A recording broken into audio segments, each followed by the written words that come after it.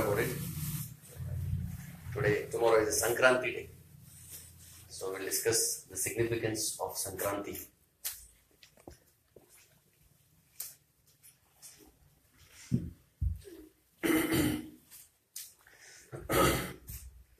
So we'll discuss the significance of Sankranti. So one of the very important aspect of Sankranti. Anybody knows what is Sankranti?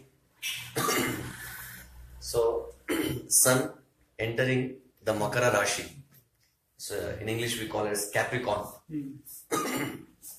Now little astronomy we have to discuss here to understand what is this. All of you know, in the entire solar system, the planets move in certain path, and that path is the sages have named as zodiac. So all the planets, they move in the zodiacal path to complete their rotation and revolution. So basically it is a movement of planets in particular path in the solar system, and that path is the zodiac. Now interestingly, among all the planets, the fastest moving planet is Moon. It moves every zodiac in 2.5 days. And the significance is given for Sun because among all the 9 planets, the king of the planet is called Sun. So Sun's movement is exactly 1 month, 30 days it takes. So one zodiac, generally you might have seen in the horoscopes, there are 12 houses. So each house is 30 degrees. 12 houses, 360 degrees. So it is only Sun, every day 1 degree it moves. That is the movement of Sun. So when Sun completes 30 degree, it goes to the next zodiacal sign. All of you are aware about the 12 zodiacal sign. It is Mesha, Vrishabha, Mithuna, Karka, Simha, Kanya, Tula, Vrishchika, Dhanus, Makara, Kumba and Meena. So these are the 12 signs which sages very beautifully they have named. So this is called ecliptic path. So in this path the planets move. Now tomorrow, that is 14th of January, Sun moves to Makara Rashi, the Capricorn sign. So now why so famous? So Sankranti comes in how many days in a year? Once in a year. No, 12 times in a year. Because the Sun's entry into every zodiac sign is a Sankranti. So now tomorrow is Makara Sankranti, and next month 14th it is, after Makara is Kumba Sankranti, then Meena Sankranti, then Mesha Sankranti. So like that every month 14th or 15th or 16th, approximately that is one day here and there. So every month, in the mid of the month, the Sun moves to the next zodiac. Now why there are so much pomp about Makar Sankranti? That is a question to be discussed. Why Makar Sankranti is famous among all the Sankranti? Any idea? Because from Makara Sankranti starts Uttarayana. So from Makara Sankranti to Karka Sankranti, it is Uttarayana. From Karka Sankranti to Makara Sankranti, it is Dakshinayana. So that's why among ayanas, all of you know, in a year is divided into 2 ayanas. Then there is Masa. All of you know about this, right? 12 masas, yes. 12 masas, 2 ayanas. And why Uttarayana is considered very glorious?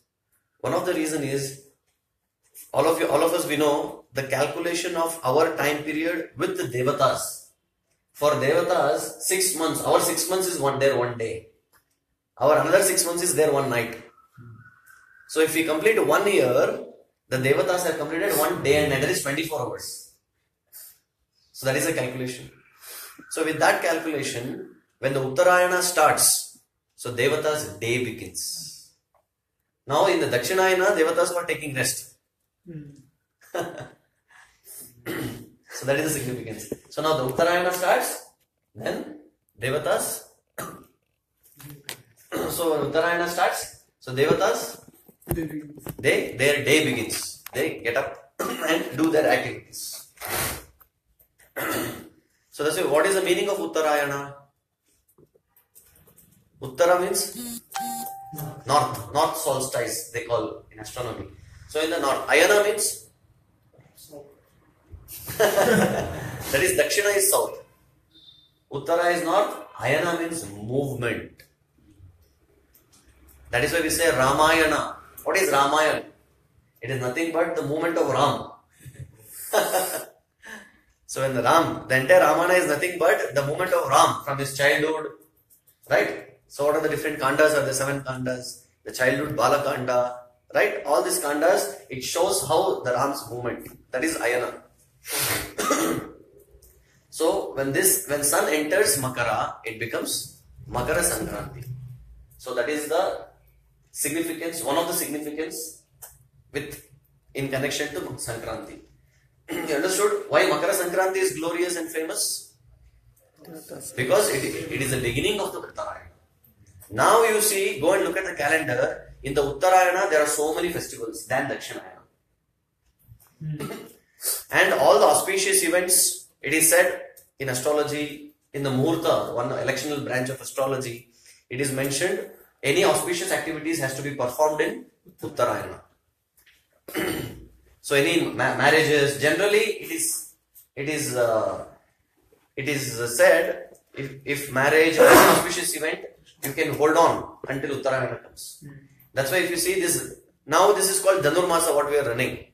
If you have observed from December 15th, this Dhanurmasa started. That means sun entered Dhanush. This one sign before Makara. So now 14th is entering Makara. So that is why it is famous as Makara Sankranti. Make sense? Now, second significance of Sankranti. Who does management when they are sleeping? Questions we'll take later. So the second significance of Sankranti is, especially in South, it is famous as it is a harvesting day.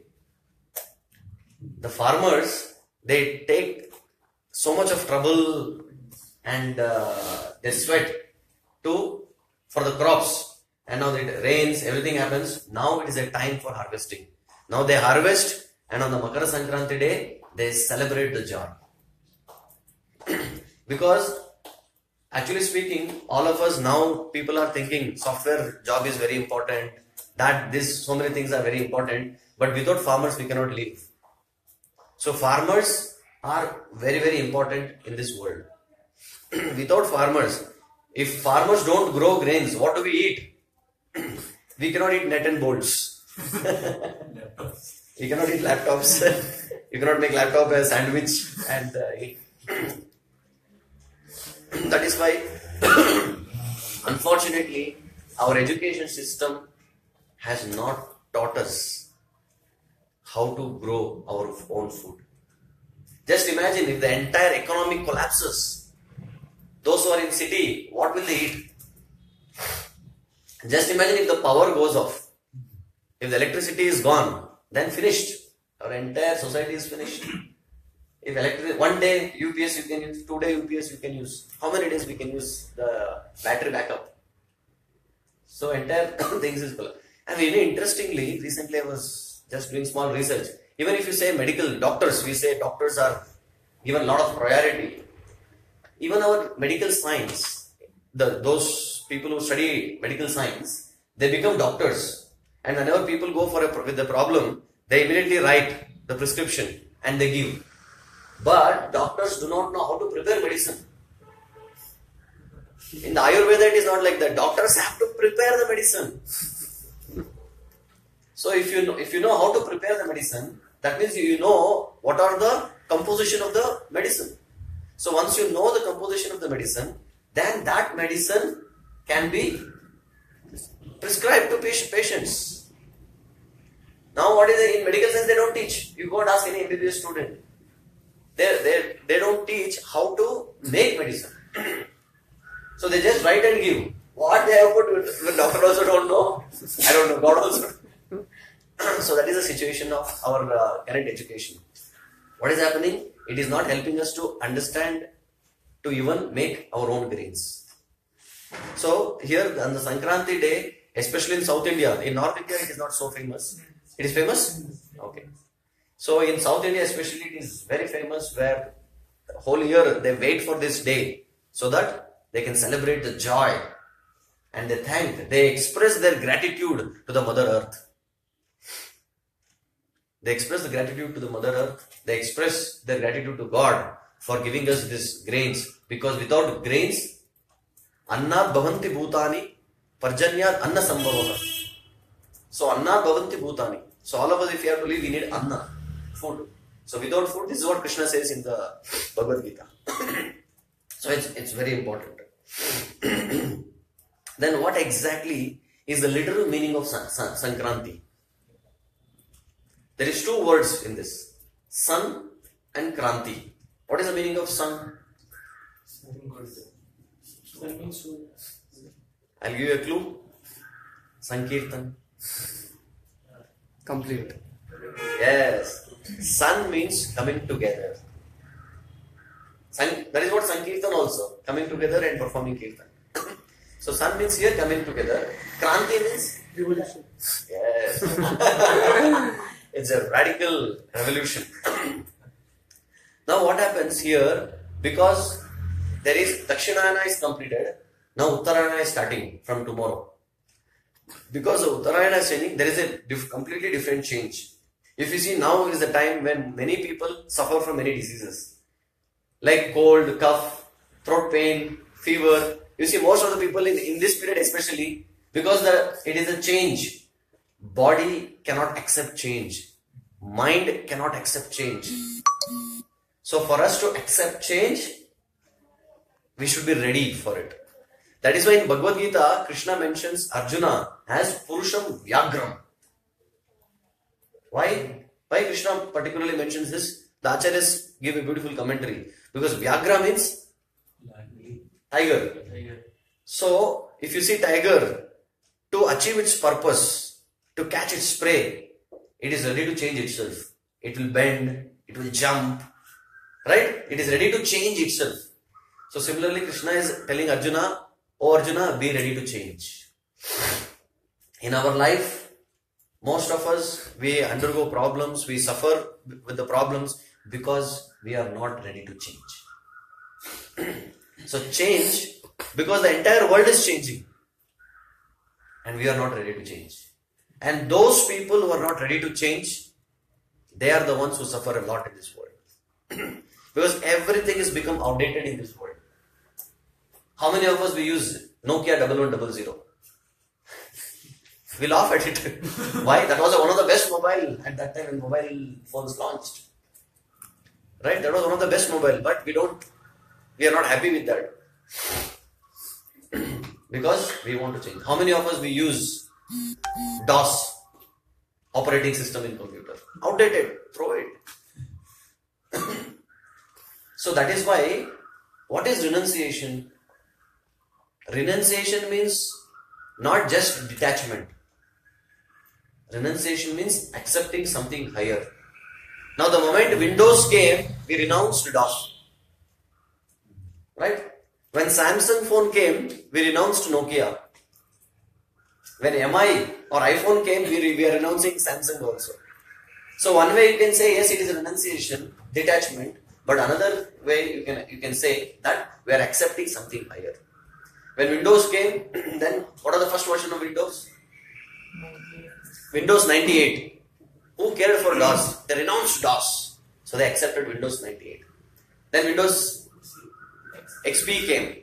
Then we renounced 98. So how many people they said you are renouncing Windows? Nobody said. But everybody said you are intelligent because you are accepting higher. So that is the meaning of renunciation. If somebody is renouncing the world, don't think that they are foolish people.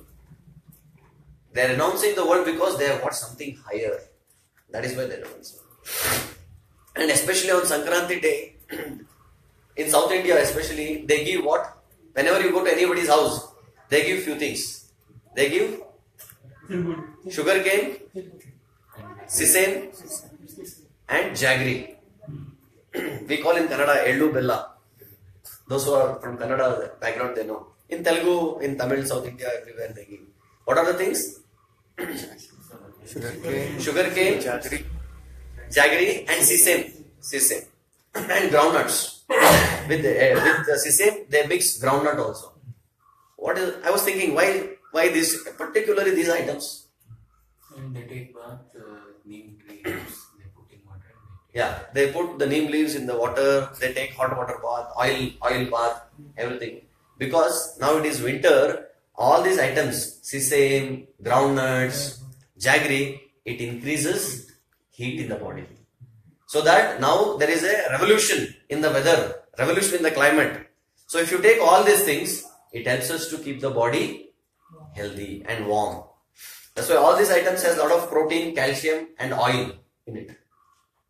So that's why in our culture, whatever is done, it is very scientific. The problem is we don't understand the logic behind it, the reason behind it. So once we know why it is done, then we understand actually it is so scientific, so logical. So either it helps us for the body, it helps for the mind, or it helps the soul. Our entire culture is like that.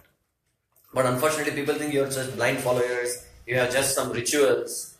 So only thing is they say it is only ritual, but they don't understand the spirit behind the ritual. So once they understand the spirit behind the ritual, then it is spiritual. So that is why we need to understand the spirit and the reason behind what we are doing, why we are doing.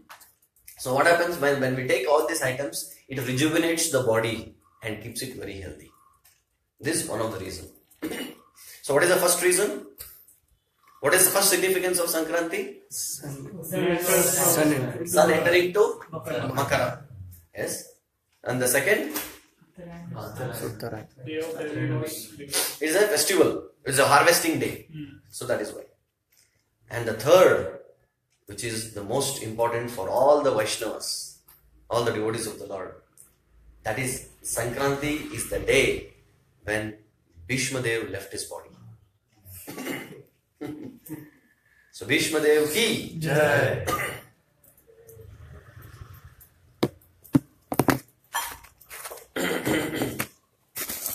Now let us discuss something about Lord Bhishma. Very, very important. Some background of Mahabharata.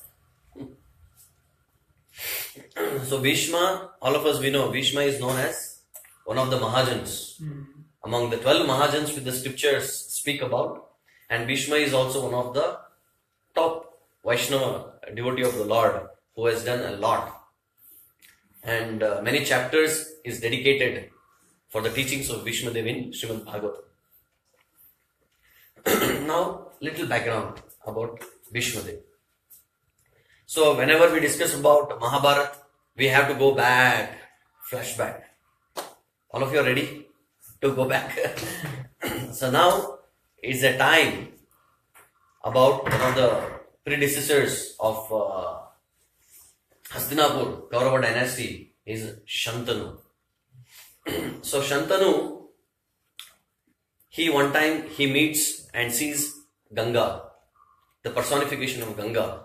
So Ganga, it is explained in the scriptures and even in Mahabharata, Ganga was extremely beautiful.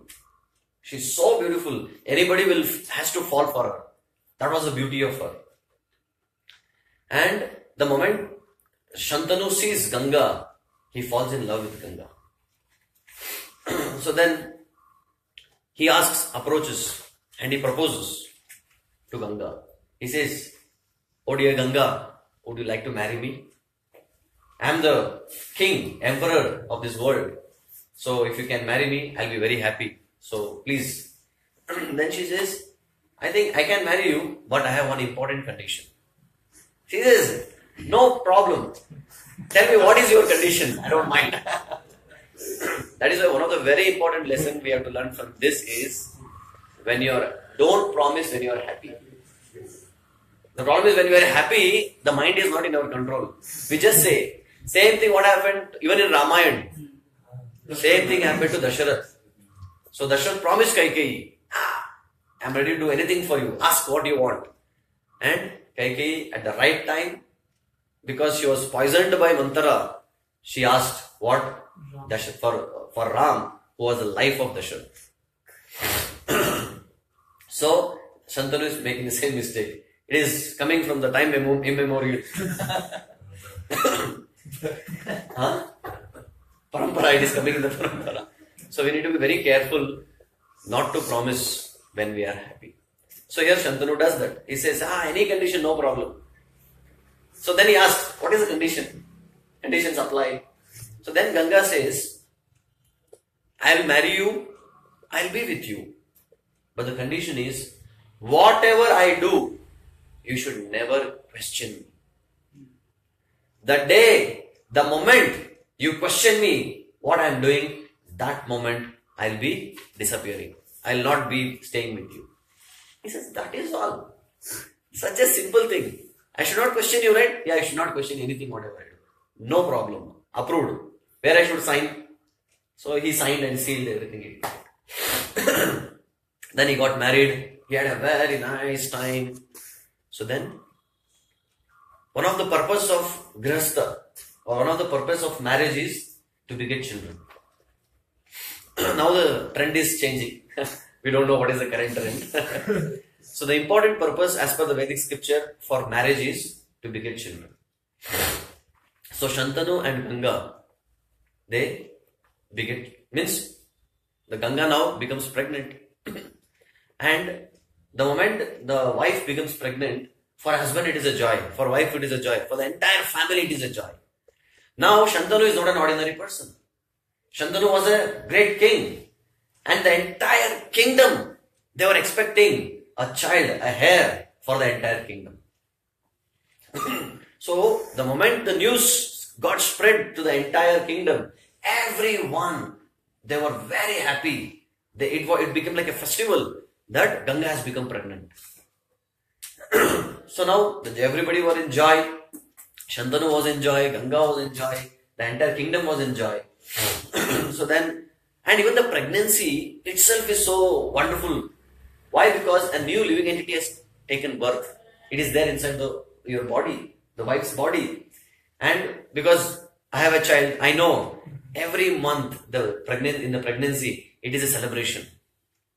Now in the 2.5 months, when the 3 months of the pregnancy, when you take for the checkup, doctor makes you hear the heartbeat. The first heartbeat comes. You can hear the heartbeat of the child.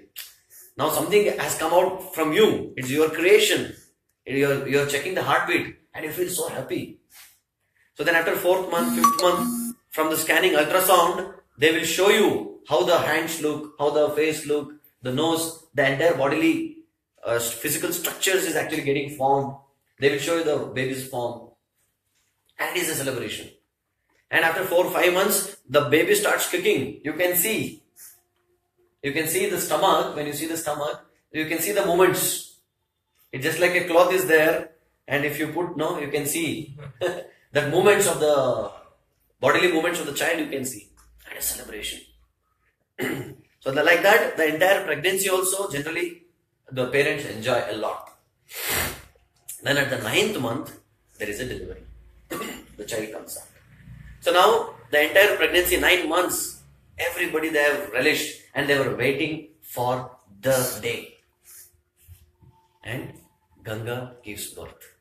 And Shantanus are waiting outside to hear the news, to hear the first cry of the baby. The baby cries. And everybody, they say, jump in joy. They come out and say, Maharaj, what happened? You have been blessed with a baby boy. Wow, you become so happy. Because again, to get a baby boy, one has to have done a lot of punya karma. Because for ordinary people like us, even it's okay. But a person as a king, for him, he need to have a boy. Because he has to take care. If you know, in the Mysore kingdom, there was a sharp, the curse given to the king that in your entire parampara, you will never get a baby boy. So till now, they have not got the baby boy. Recently, it was a hired Not ahead, sorry. So, adopted son, he gave birth to another son. But it's a curse. So, like that. So, now, Ganga gives birth after 9 months. Everybody are in joy. Shantanu goes and sees the beauty of the baby. It's so beautiful. And everybody are in joy. Shantanu calls, come here, soldiers. Tomorrow, arrange a big feast to the entire kingdom. Make all the preparation. Whoever comes, they should never go empty stomach. They should eat nicely. They should be very happy. And also they should be given gifts. So please make all the arrangements. So all the soldiers, everybody are happy and makes a lot of arrangements. And the next day, all are sitting in one evening. Ganga comes out. Generally, mother cannot come. 6 months, she cannot come out at all. She has to be completely protected. Because if she is nice, she can take care of the child very nicely. Now, everybody are watching, all the servants are watching. So, Ganga comes out of the room with the baby in her hand. And all are looking at Ganga. Maybe she wants to have a walk, stroll, something. And Ganga is coming. And all the servants, they are worried. Where Ganga is going? And Ganga is taking the child and she goes out of the palace. Then all the servants, they go, run to Shantanu and say, Shantanu Maharaj, see what Mother Ganga is doing. She is going outside the palace. As a mother who has given birth to a baby, just now, she cannot go outside. Please stop her. Please get her back. And Shantanu goes, and by that time Ganga has already gone ahead. And Shantanu, because nobody else can dare to ask any question to Ganga, including Shantanu. Even though he was a husband, he was a king. But he cannot question Ganga. So he runs behind Ganga and Ganga goes to Ganga. The Ganga personification, she goes to the place where the river Ganga was there. And she goes and she takes the baby and she drops the baby in the water. And the entire kingdom, people were watching. Shantanu is watching. Shantanu is crying. But he has been caught by the promise. Because of that, he's not able to ask. He just tolerates himself. Because the moment he asks a question, Ganga leaves him. He says, one child, no problem. Second child, we have anyway time. We have energy, we have age, so we can go for a second child. So then Ganga comes back. Shantanu doesn't ask. Can you imagine? In a relationship, the other person is doing something and you cannot ask. The moment you ask, the wife says, I will go to my mother's place. So it's very difficult. So, Ganga, he brings the Ganga back to the kingdom. They start living their life as usual. Then again, second time, Ganga becomes pregnant. Entire kingdom, everybody were very happy. Again, big celebration. Joy. Shantanu says, feed everyone. Give gifts to everyone. So again, they go through all the 9 months. They relish the pregnancy time. So then again, after 9th month, the second child borns. And second child cries. The servants come and say, Maharaj, Maharaj, you have got the second son. Again son, again a baby boy, again a big celebration. And everybody are in again happy mood. Again in the evening, Ganga takes the child, comes out and starts walking outside the palace. Again everybody cries and comes, Maharaj, please see what Ganga is doing. Again she is taking the baby out. Then Shantanu says, no, wait, let us see what happens. So again Shantanu runs behind Ganga and Ganga takes the child and drops it in the water. And every individual in the kingdom, they think, what kind of hard-hearted this Ganga is. For a mother, for a child, only the pain of the child, bearing the child in the womb, only mother knows. I can talk about next 1 hour, 2 hours about the pain what the mother undergoes. But it is only theory. But the practical pain what the mother, only another mother can understand. Nobody else. One who has not given birth, that even the lady who has not given birth, she cannot understand the pain of a mother who has given birth to a child. I always say, whenever we're eating some coriander leaf, something gets stuck in the teeth. What happens? Can you do anything else? Unless that comes out, we cannot do anything else. Right? And sometimes we are walking, driving, some dust falls in the eyes. Unless it comes out, you have to stop, put water, do everything to take out the dust. Only then you will feel a little comfortable.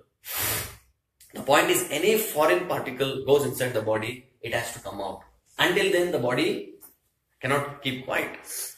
But here, in the pregnancy, what happens? Not only foreign particle, it's a new living entity which is going to take birth in the womb. A new soul has come inside the womb and it is developing. That is why for a woman, the entire bodily, biologically, there will be a lot of changes. They don't behave like how they were behaving before. Lot of biological, mental, anxiety, stress they undergo. That's why we have to always, that's why many people say, nowadays, women are equal to men. Right? And there are a big protest in the American country, US. So we should have equal rights to women. I say, women can never be equal to men. Women are much more higher than men. Because what they do, how they do it is amazing. Do you think, you accept? Women can never be equal to men. They are something higher, more than men. Men has to understand, women has to understand that. When women understand that, they can actually lead a very wonderful, happy life. Now everybody are thinking, Ganga is a very hard-hearted lady. But nobody can question. Now again, Shantanu is not able to ask any question. They come back. Again, they plan for the third child. Now third time, Ganga becomes pregnant. Entire procedure goes on. And the 9th month, the baby comes out. Again a baby boy. But nobody is not so happy as they were before. And they are waiting what will happen now. As expected, Ganga comes out and she drops the third child also in the water. Then fourth child. Everybody comes to know, but nobody is happy. Why? Because they know Ganga is going to drop the child. It is a killing or murdering the child. A newly born child has been brutally murdered by putting inside the water. Who can tolerate this? Then somehow everybody are tolerating because they are expecting one day God will give some intelligence to Ganga. And it happens for 4th time, 5th time, 6th time, 7th time. Shantanu says, enough is enough. Now on the 8th time, Ganga becomes pregnant. And Ganga delivers the 8th child. Now Shantanu says, enough is enough. Now I cannot tolerate. Now he says, at least he prays to God. This time at least she should not drop the child. She should not murder the child. And he is praying. And as the sun sets, the moon rises. Ganga comes out with the 8th child. And she walks towards the water to drop the child. Shantanu goes behind. He's thinking, what should I do now? Should I stop her? Should I ask her? What should I do? He's completely bewildered, flabbergasted. He was thinking, what to do now? And finally he says, Ganga, wait, stop it. Then everybody thinking, oh, thoda aa gaya. So then finally he asks, Ganga, stop. Why are you murdering all the children? Then Ganga says, flashback. You remember, you cannot ask any question. Today you have asked the question, I am going away. Tata Baba. And it is very painful. Now you say, at least tell me what happened. Why all this nonsense you are doing? Then Ganga explains, at least explanation though chahiye. Without knowing, at least if you know why she is doing, at least some satisfaction is there. So then Ganga explains to Shantanu that these children are, in the previous life, they were 8 Vasus. They are 8 Vasus. They have been cursed to take birth again and die within less than a year. So they were cursed. But the last Vasu, Dhyayus, but he was cursed little more. That he will be born, the last Vasu will be born and he will live for a long time and he will not have any happiness of this world. That is no marriage, no sukha of being a king, He will be there, but he will be a very, very knowledgeable person. He will be a man of substance. He will be a man of wisdom. He will be a man of character. But only thing is, he cannot enjoy any sukha of this material world. So this is the...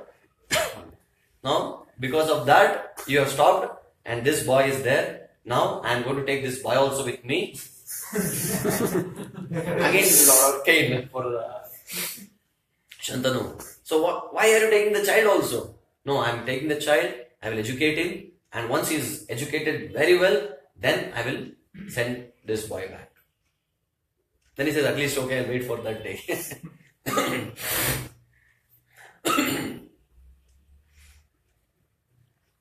Yeah. So then Ganga takes him.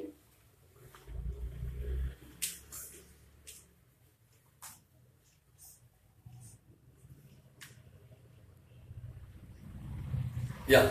Now Ganga takes this boy, and this boy's name was Devavrata. So he takes Devavrata and he gets the best of the training, best of the education, not in MIT or any engineering college. She gets the best knowledge from the great sages, all Devatas. So he learns from Parashuram also. So he becomes expert in all the 64 kalas. Very expert. And once he is young boy, at that time he comes one day. And one day, Ganga drops him in the palace in the kingdom, and one fight happens. In that, this Devavrata wins, and he comes. So then Shantanu asks, when he feels that here is a beautiful boy with such a power, such a valor, and his body, physique, everything is one of the best he has never seen in the entire history. Then Shantanu says, my dear boy, who are you? Then he says, Father, I am your son. He says, you are my son. I am your son, Devavrata. Really, he's so happy. He hugs him and he cares him. Then he calls the entire assembly in the kingdom. He says, now my son has come, Devavrata. Now he is going to be the next king. So he'll be the prince. So they do a big coronation as a prince. Big festival, big feast. Whatever feast, happiness, he could not do it for the first 7 children. He did it for Devavrata. So Devavrata is back. Then Shantanu says, all the sages in the assembled people who are very intelligent people, scholars, they say, my dear king, just because he is your son, he can become a king, but he should also have some qualification as a king. So we want to test him. They say, yes, please go ahead and test. And they come and ask so many difficult questions. Everything, he just answers like how you take a hair from the butter. To take a hair from the butter is it difficult? So easy, just like that. Devavrata answers all the questions. So then Shantanu himself asks about how to be a Kshatriya, how to plan for the kingdom, how to execute things, what is leader, who should be a leader, how he should lead.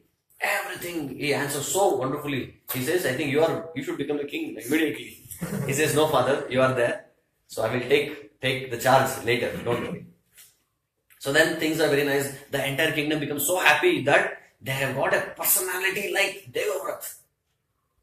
Nothing short. He has everything to the best. He is handsome, highly knowledgeable, highly powerful. Nobody could stand in front of Devavrata even in archery. He was a champion among the champions. So that was the situation. And everyone expects the leader to be like that.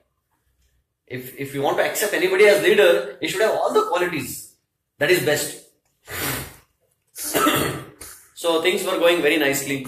Then one time, Shantanu and Devavrata, they were traveling somewhere.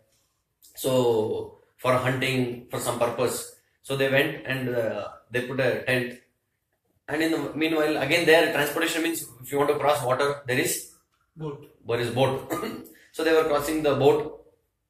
And there, that boat, what do you say? A person who rows the boat? What is the name? Kevat.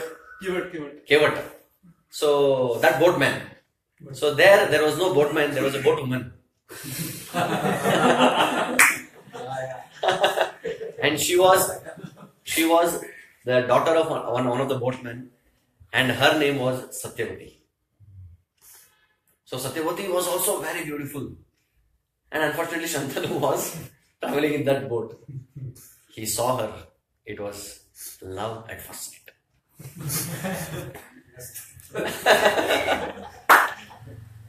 That's I always say, interestingly, whenever we say about love, we say no, Shantanu fell in love, falling in love. Nobody rises in love. One has to fall in love. So Shantanu now, he falls in love with Satyavati. Now he goes and he approaches Satyavati and he says, Satyavati, I love you. And she gets shy. I don't mind loving you. But to marry you, I need permission from my father. Without father's permission, I cannot do anything. Who is your father? Ordinary boatman. Who am I? I'm the king. Come, where is your house? And she takes to a small hut. He says, here is my father. And the father, Shantanu meets the father. And Shantanu gives a proposal. So, I want to marry your daughter. So please send her. He says, I can give you in marriage. But some conditions. He says, what is your condition? Anything, I will give you, don't worry. Second time again falling for the same thing. Then he says, nothing, my condition is very small. You can marry my daughter Satyavati, but the condition is her son has to be the next king. Now what happens? Now Shantanu says, get lost. Because Shantanu's love for Bhishma was much higher than this love, at least. Because he knows the pain of getting seven children dying, killed. Now he cannot lose Bhishma. Sorry, Devavrata. Then he says, no, I already have Devavrata, who is going to be the king. He is the best qualified person. Bhishma, now Devavrata is already 20 years. And he is going to be the ruler. And he has proved himself to everyone. How can yours? No, I am not interested. I am also not interested. You can go. So then boatman, he says, this boatman has so much. Finally, what he can do? He comes back. And from that day onwards, Shantanu is in depression. Love failure. It's a love failure. That's why I always say, whenever people commit suicide, especially, who commits suicide if you have analyzed? It is not rich people who commit suicide. Sorry, it is not poor people who commit suicide. If you have seen suicide notes, right? What are the suicide notes generally you see? Heartbreaks. Last time I was discussing about the relationship. So when something happens to the relationship, then people break down. That's why relationship is so important in one's life. What happens? It becomes so easy to fight with another person, but it becomes too difficult to patch up. So that's why before fighting, we should be very, very careful. Because in our life, one of the important asset in our life is the people whom we have in our surrounding. So we cannot afford to lose anyone in our life. So here Shantanu goes to depression and he's morose, he's silent. Then everybody in the kingdom, they're looking at Shantanu, but he's not happy. Then Bhishma, Devavrata understands there is some problem. Then he goes to Shantanu and asks, my dear father, I see you're not like before. What happened to you? Is there anything trouble which you are undergoing? And just tell me, I will solve the problem. At least have that much faith on me so that I can solve the problem of yours. And Shantanu, he doesn't tell anything. Because if he says, again Bhishma will go do something. He says, no, it's okay, just give me some time. So then Devavrata goes to the assistant of Father Shantanu. He goes to the assistant and says, what happened? Why father is not happy? Then he says, no, I cannot tell you. No, I am ordering you, instructing you that you have to reveal what happened. Then he says, if you remember, once we had gone to hunting, at that time we went in the boat. So I was with Shantanu Maharaj. At that time he fell in love with his Satyavati. He tells the entire story. He said, that's all. Don't worry, I will go and get Satyavati. So then the assistant says, so if you can get Satyavati, then your father will be very happy. Don't worry, I will do it. Then Devavrata goes. Devavrata goes to the Satyavati's father. He says, my dear boatman, I want, now son is going to the girl and his father to propose on behalf of his father. You can understand the situation. He goes to Satyavati. First he asks Satyavati, are you ready to marry my father? She says, yes, provided father approves. Father, I will take care. Then he goes to the father, take me to the father. So she takes Devavrata to the father. He says, father, so please approve. Send Satyavati for marriage. And he says, I can do that, but I have one condition. What is your condition? I will do it. And the condition is, her son has to become the king. That's all. Approved. Immediately approves. Because he is Pitruvakya Paripalana. So he is a great ardent follower of the father. For my father's pleasure, you're doubtful about me taking the kingship right. I am not interested. Your Satyavati's son will be becoming the king, and I'll make sure that I will personally be there to make Satyavati's son as the king. Then the boatman says, oh, now you are saying, what is the guarantee? What is the guarantee? Once Devavrata speaks, that is the truth. Nothing else. But I don't believe you. Now you may say, now what happens after some time you get married? Now your son comes, then you want to give the kingdom to your son. So he asks that question. Now the problem, now you are there, now you may do something. But after that, once you get married, your son, if they fight, then what to do? Then he says, you are worried about that? Today, I am going to take a vow. And that vow is, Devavrata is not going to marry in his life. He says, he takes such a vow, the entire solar system gets shaken up. It's a big thunder, because everybody are reacting. He takes a vow, such a vow that I am not going to get married at all in this world until I leave in this world. Then from that time onwards, Devavrata becomes famous as Bhishma. Because Bhishma means one who takes such a strong vow that nobody can shake, nothing can shake that vow. So that is the vow Bhishma takes. Then he takes the vow and he says, now if you are saying like that, I don't mind giving, so take my daughter. Then Bhishma personally takes Satyavati and goes to his father. And when father sees Satyavati, he becomes so happy. Satyavati, how did you come? Then Satyavati narrates the entire story. It is only because of Devavrata I came to you. And Shantanu becomes so happy that Devavrata got. But when he hears that he has taken a vow that he will not marry at all, then it was a little painful. But he has already taken the vow. Now he cannot cancel the vow. So then immediately Shantanu hugs Bhishma and he tells, oh my dear son, you have sacrificed your happiness, the family happiness in this world, just for the sake of my pleasure. I don't know, I cannot repay to you. So today I am going to give you a boon. And the boon is for Ichcha Mrityu. Whenever you want to die, you will die at that time. Before that, you will never die. He gives that boon as Ichcha Mrityu. So that one situation, Bhishma undergoes so many things. Then what happens? So after this, then all the people, they start criticizing Shantanu. So what they criticize? Oh great king, what are you doing here?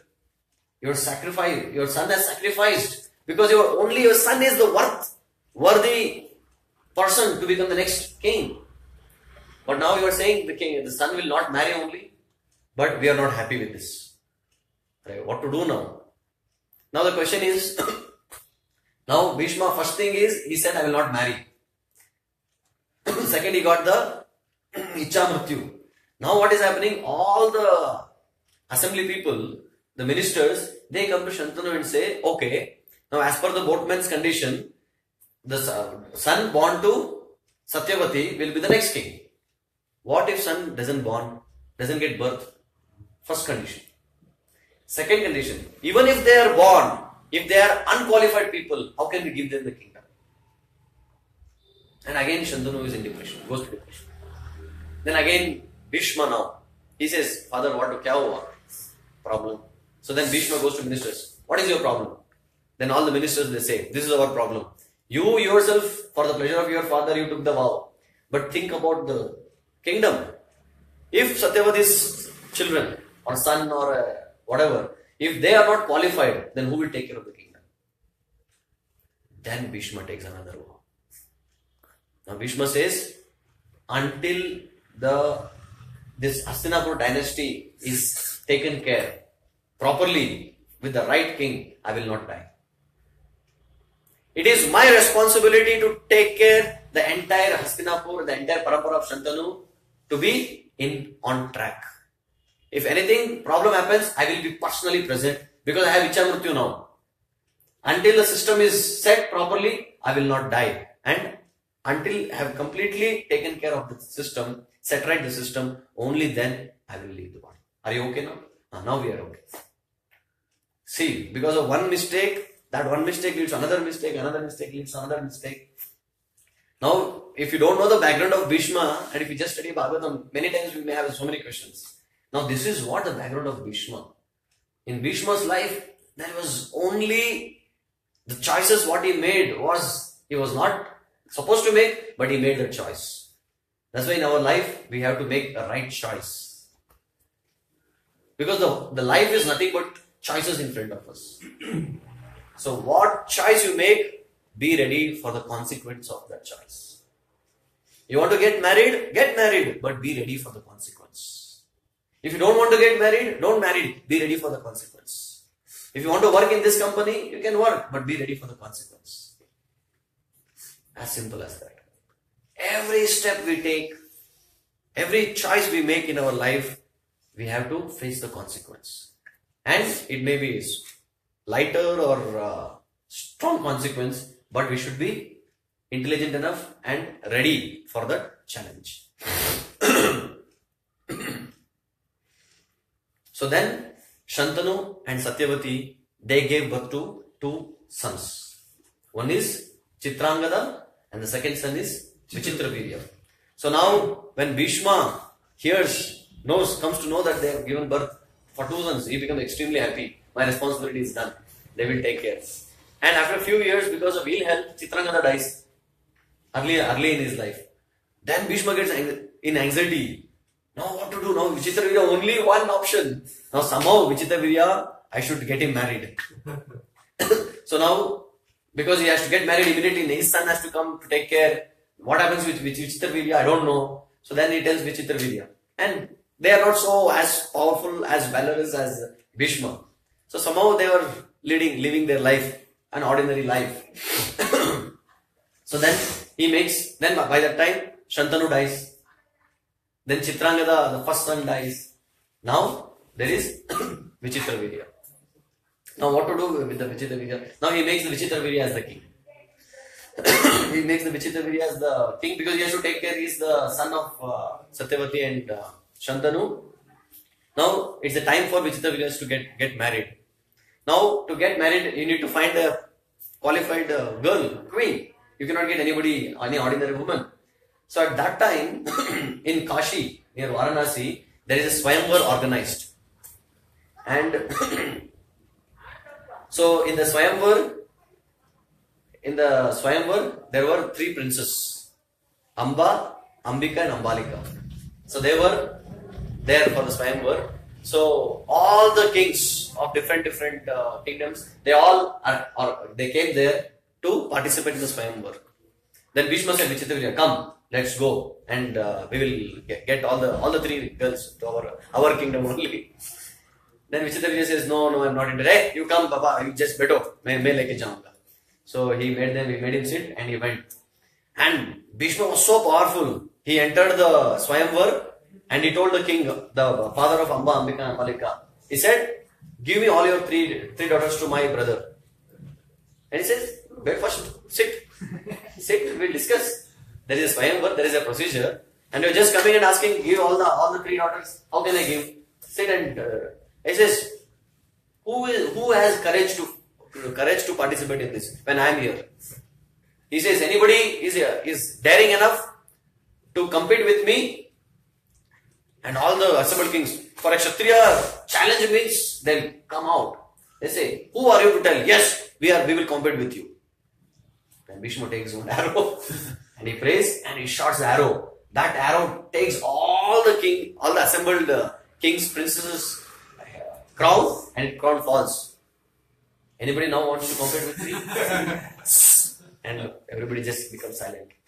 Then Vichitra Virya, bring those 3 girls. Then all the Amba, Ambika and Ambalika, Bhishma personally holds their hand and drags them and puts them on the chariot and takes them to Hastinapur. So, then when he is going to, after he goes to Hastinapur, the eldest queen, Amba, she tells Bhishma, "Oh Bhishma, I already have an affair." "You already have an affair with whom?" And he said, "I already have an affair with Shalva. So I want to marry him. I don't want to marry your brother or anybody in this." "Yes, that's all." "Okay, no problem. You go and marry Shalva." And what happens after he defeats everyone? When he comes out, when he is kidnapping everyone, at that time this Shalva comes to fight again. He says, "Bhishma, leave them." So then he says, "If you are Kshatriya, you fight with me, then I will leave." Then he fights. Bhishma finishes him. Means he defeats him. Then Shalva falls down, and Shalva is disappointed. What to do? He could not protect his fiancée. Then finally, after reaching Hastinapur, Amba tells this story. Then Bhishma says, "You should have told me before only, if you are already engaged." "Okay, anyway, no problem, you go." Anyway, other two sisters are there sufficient. So then Amba, she goes back to Shalva's kingdom. She says, "Shalva, I spoke to Bhishma and he sent me." And Shalva says, "You lady, I cannot marry you. You have been taxed by Bhishma. How can I marry? And he has defeated in front of everyone. If I marry, people will tell me I'm a coward. Just get lost. Go and marry that stupid fellow Bhishma only." And Amba's life becomes like Dovika Kutta, Nagarka, Nagarka. And she comes back to Bhishma. She says, "Bhishma, Shalva rejected me. Now you only please marry me." "Huh? Me marrying you? It is impossible. I have taken a vow." "No, you have to marry me." Whatever vow. When woman's life is in problem, you have to give up all your vows and protect the woman. One of the very important aspect of a Kshatriya is to protect women and children and older people of the society. "Now I have come for your shelter. So please help me. Please accept me." Bhishma says, "Wrong number. Nahi hoga. This is because I have taken a vow. Forget all those. You have to take care." "No." Then Amba becomes very angry. When a woman gets angry, it is a completely different ball game. Then Amba takes a vow. He says, "I don't mind taking birth again and again and again. I'll take birth again and I'll be the cause of your death." Then Amba becomes who in Mahabharata? Shikhandi. So Shikhandi becomes the main cause for Bhishma's death. Because Amba was rejected from Bhishma. So in that anger, she takes that and she gets birth again and she comes as Shikhandi and she becomes the cause of Bhishma's death.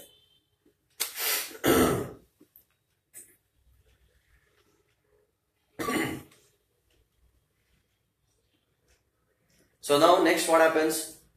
Now in the meanwhile all this is happening. Ambika and Ambalika are left. Now Vichitra Virya dies. Now Shantanu is already dead. His first son Chitrangada is dead. Now second son was the only hope. Vichitra Virya also dies now. Now tell me what Bhishma has to do. Bhishma is completely confused because he has taken a vow. It is his responsibility to take care of the entire kingdom. And he could have become the king, but he cannot become the king because he has given the word to Satyavati's father. Now see, just because of word, people were so much cautious about their word. Now, even if you give written documents, there are cheating even in the written documents, signed and sealed, stamped. People cheat. This is a Vedic culture. So now Bhishma is bewildered what to do now. He's confused, he's literally crying. So at that time, he approaches Satyavati. He says, "Oh my dear mother, what to do now?" And mother says, Satyavati says, "Don't worry, I have another son." "Really? You never told us." "Yeah, he is Vyasadeva." So he is Vyasadeva. What we can do, we'll get Vyasadeva and we will impregnate Ambika and Ambalika, and we can get children from them and they will rule the kingdom. Bhishma says, oh thank God, you really saved me. And he says, okay. Then immediately she gives a missed call to Vyasadeva. So then Vyasadeva gets the message. So then Vyasadeva immediately comes. On the WhatsApp only says, I'm live, don't worry, I'm coming. So Vyasadeva comes. So then the Satyavati calls Ambika. So now you can go inside and Vyasadeva, please impregnate her. And Vyasadeva was a sage. Hundreds and hundreds of years he has been meditating. So he is like all jata, everything. So Ambika goes inside. She knows that Satyavati's another son has come. So I can get impregnated. She goes inside, she sees Vyasadeva and she becomes so scared. She closes her eyes. She doesn't even open the eyes while impregnating. So after the impregnation, Vyasadeva comes out. So Satyavati says, is everything okay? Everything okay. But she closed her eyes. So the son who is going to be born for Ambika will be blind person. And who gets birth from Ambika? Dhritarashtra. So then Satyavati says, what happened? Okay, please try once more with Ambalika. So Ambalika goes inside and Ambalika also gets scared. She gets scared and she is in completely anxiety. In that anxiety situation, she gets impregnated. Then Satyavati asks Vyasadeva, how is it? She was also scared. She was in anxiety. The son who is going to be born, he will also be not so healthy. He'll be a very weak person. So who was the next person? Pandu. Anytime anything may happen to him. Then again Satyavati is telling what to do now. Then she says, last one more try. So I will send servant lady, the maid servant. So the maid servant goes and she very humbly, very gratefully she accepts the impregnation. So then from the maid servant comes Vidura. So now we know Dhritarashtra gives birth to Duryodhan and 100 Kauravas. Pandu gives birth to Pandavas. And there is Vidura, who was already a very a person with great wisdom was born. So this is the greatness of Bhishma Dev. So let us quickly recap. So we discussed three important significance of Sankranti. So what are those? First, sun entering the Makara Rashi. And second, is a harvesting of the crops. All the farmers, they enjoy. And the third is so there is, we can talk another, maybe next session I can tell you some more details about Bhishma's life. So how finally Bhishma in the war, he was waiting for Yudhishthira to become the king. So once they win the battle, so then on the bed of arrows, Bhishma still is living, alive. He was waiting for the day when Bhishma confirms, yes, now Yudhishthira is the man. Yudhishthira is the most qualified person to take care of the entire kingdom. He gets satisfied. He says, now I can die. And he's waiting for the right moment for the death. Then he waits for the Sankranti, the Uttarayana to start. So the moment Uttarayana starts, Sankranti happens, that day he requests Krishna to come in front of him. And Krishna comes in front of him, looking at Krishna, he leaves his body on the Sankranti day. So that is a beautiful significance of Sankranti. So we all can pray to Bhishma to give us more strength to practice spiritual life. And we also have a very beautiful, wonderful spiritual living. So, thank you very much. Hare Krishna. Krishna. Yeah, now